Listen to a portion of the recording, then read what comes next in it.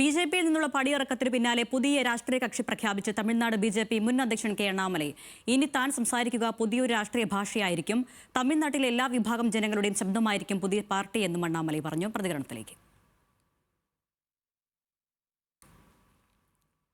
18 மாதங்களாக எனக்கு இருக்கக்கூடிய கருத்து வேறுபாடுகளை மிக பொறுமையாக வெளியில கத்தி கூச்சல் போடாம மிக பொறுமையாக 18 மாதங்களாக எல்லா இடத்துலையும் சொல்லிக்கிட்டே வர்றேன்.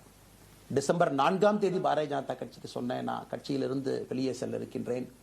இன்னைக்கே உங்களை நான் தயார்படுத்த விரும்புகிறேன். அதனால் நீங்கள் நாளைக்கு நான் எடுத்தோம் கவுத்தம் ஒரு முடிவெடுப்பதாக நீங்கள் நினைக்கக்கூடாது. டிசம்பர் 4, 2024 25 பாரதிய ஜனதா கட்சிக்கு சொல்லியிருக்கோம். ஆனந்தமாக அன்போடு தமிழ்நாட்டில் ஒரு அரசியல் இயக்கத்தை நாம் துவங்க இருக்கின்றோம்.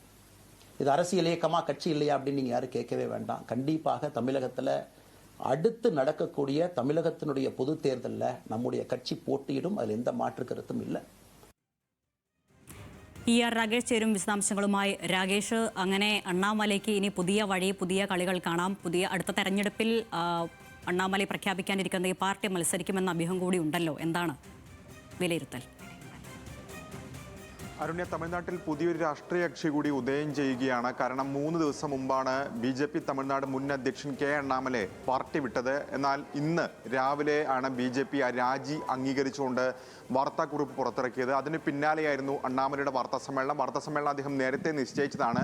ഏതായാലും ആ വാർത്താസമ്മേളനത്തിൽ അദ്ദേഹത്തിന്റെ നയം വ്യക്തമാക്കി. എന്താണ് ഭാവി നിലപാട് തുടങ്ങിയ കാര്യങ്ങളൊക്കെ തന്നെ അദ്ദേഹം വിശദീകരിക്കുകയും ചെയ്തു. അതായത് രാഷ്ട്രീയ പാർട്ടിയുമായി പ്രഖ്യാപനമായി മുന്നോട്ട് പോകുന്നു എന്ന് തന്നെയാണ് അണ്ണാമലൈ പറഞ്ഞിട്ടുള്ളത്.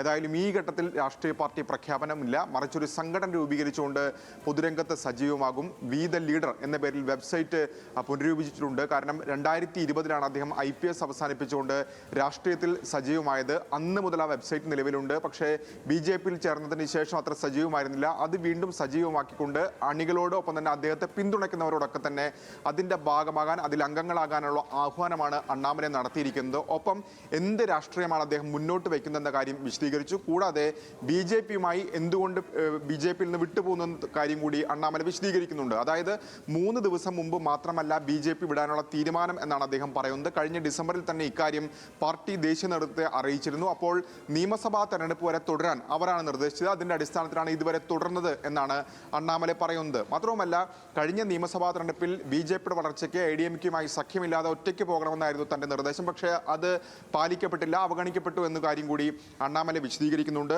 ഒപ്പം രാഷ്ട്രീയ പാർട്ടി എന്ന നിലയ്ക്ക് നിലവിൽ വ്യക്തി ആരാധനയാണ് തമിഴ്നാട്ടിൽ ഉടനീളം നടക്കുന്നത്. അതിൽ മാറ്റം വരുത്തി സാധാരണക്കാരുടെ രാഷ്ട്രീയം സംസാരിക്കും എന്നാണ് അണ്ണാമലൈ പറയുന്നത്. സ്ഥിരമായ നേതാവോ MLAയോ MPയോ ഉണ്ടാകില്ല.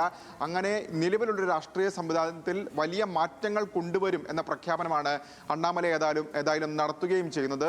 തീർച്ചയായും തമിഴ്നാട്ടിനെ സംബന്ധിച്ച് തമിഴ്നാട് രാഷ്ട്രീയത്തിൽ വലിയ മാറ്റങ്ങൾക്ക് വിധേയമാകുന്ന ഒരു ഘട്ടമാണ്. കാരണം 2 ദ്രാവിഡ പാർട്ടികളിൽ നിന്ന് മാറി അവിടെ വിജയ് അധികാരം പിടിച്ചു, TVK അധികാരം പിടിച്ചിരിക്കുന്ന ഘട്ടം കൂടിയാണ്. അപ്പോൾ സ്വാഭാവികമായും യുവാക്കളാണ് വിജയ്ക്ക് അല്ലെങ്കിൽ രാഷ്ട്രീയത്തിൽ ഒരു വിജയക്കൊടി നാട്ടാൻ ഇടയാക്കിയത്. അതുപോലെ യുവാക്കളെ ആകർഷിക്കാനുള്ള നീക്കം തന്നെയാണ് അണ്ണാമലയുടെ ഭാഗത്തുനിന്ന് ഉണ്ടാകുന്നതെന്ന കാര്യത്തിൽ സംശയമില്ല. അപ്പോൾ പോലും തമിഴ്നാട് രാഷ്ട്രീയത്തിൽ ഇനിയൊരു പുതിയൊരു രാഷ്ട്രീയ പാർട്ടിക്ക് എത്രമാത്രം പ്രസക്തി, എത്രമാത്രം ഇടമുണ്ട് തുടങ്ങിയ കാര്യങ്ങളൊക്കെ തന്നെ അറിയേണ്ടിയിരിക്കുന്നു. ഏതായാലും അടുത്ത തെരഞ്ഞെടുപ്പിൽ, അതായത് ലോക്സഭാ തെരഞ്ഞെടുപ്പിൽ മത്സരിക്കും എന്ന പ്രഖ്യാപനം കൂടി അണ്ണാമലൈ നടത്തുകയും ചെയ്തിട്ടുണ്ട്. അരുണ്യ.